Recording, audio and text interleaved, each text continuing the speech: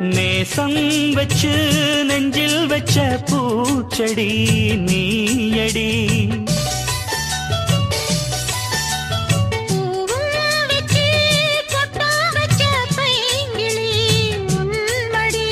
பாசம் வச்சு பாடும் பாட்டை கேளடி என் கண்மணி.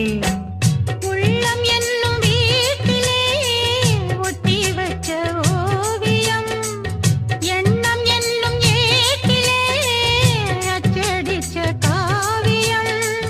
மனசுக்குள் கோயில் கட்டி மகராசி ஒன்ன வச்சு பொழுதானா பூச பண்ணி வாழுறேன்.